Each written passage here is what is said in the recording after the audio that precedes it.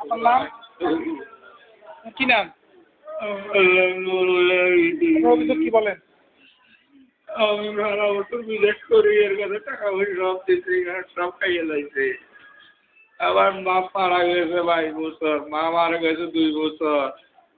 আমার মা বাবার 27,000 টাকা বেতন হয়তো, মুক্তিদের 20,000 টাকা, মার সঙ্গে 7,000 একলা খাইছে।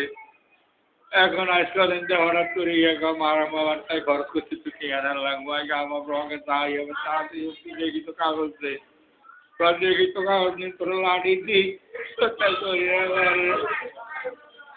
মসজিদের সামনে রাস্তার পাওয়ায় ঘরে খাইলে ভাই।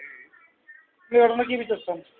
আমি এখন আইনগত ব্যবস্থা চাই, সুস্থ শাস্তি চাই।